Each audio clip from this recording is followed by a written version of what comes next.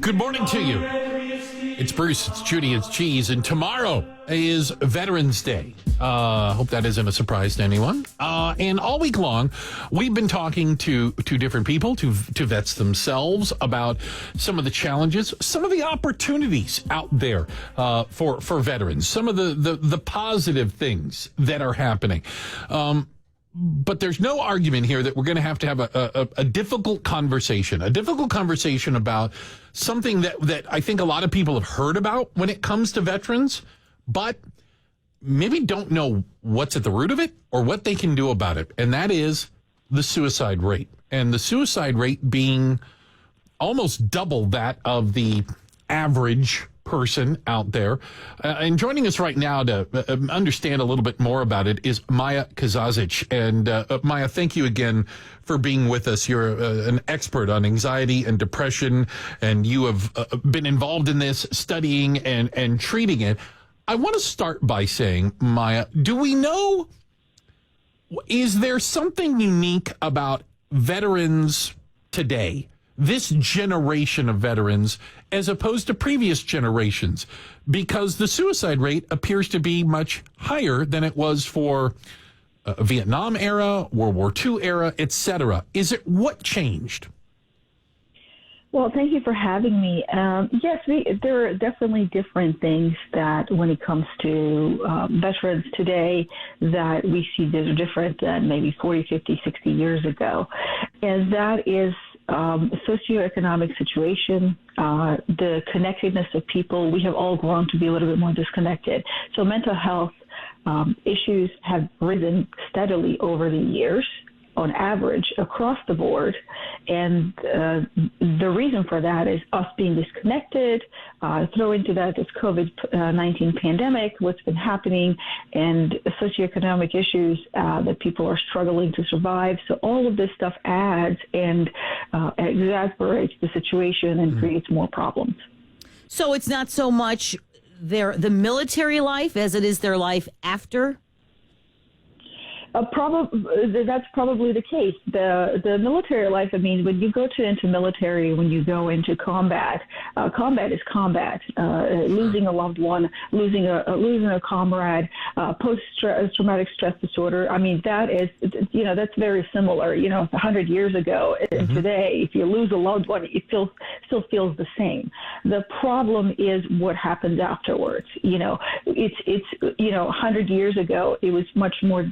The mental health issues were hush-hush, but it was much more difficult to shame someone about it versus today going on the Facebook and seeing how other people live their lives, and you feel bad about yourself, and you're thinking, oh, well, I don't have these things, and how come they look normal and they're having a good life? And I said that normal loosely. We don't really know what normal is, but people go onto social media, Facebook, and feel bad about their lives in general. So add to that combat and struggling with some of the issues that veterans face, it makes it that much more difficult to come back.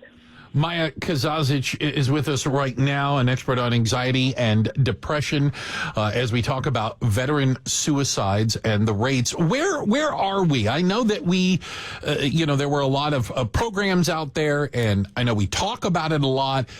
Have the rates been increasing or decreasing? Where are we on the scale, for lack of better terms?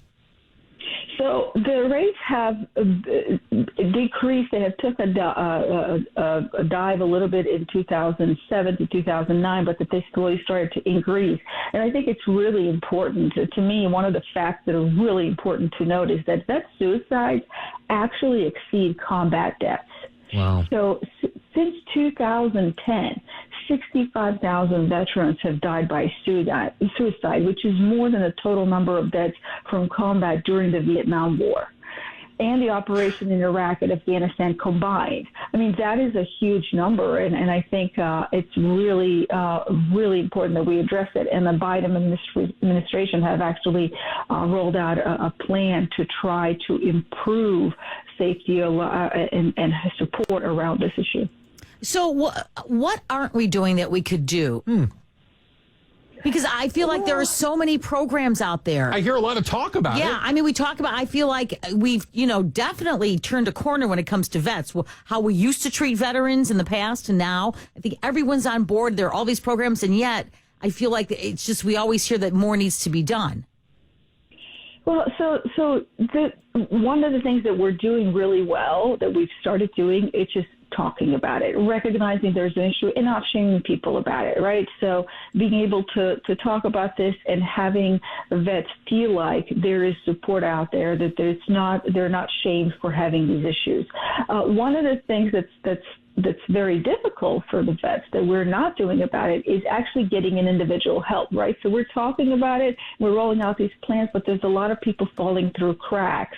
And I think that's what the Biden administration is trying to address right now with this new rollout plan is fill in the gaps where people are falling through cracks, because we can talk about it all day long, but what happens when a veteran wakes up in the morning and is feeling suicidal? Who do they call? Where do they call? And there's a lot of places that are willing to help and want to help, but there's a lot of waiting lists.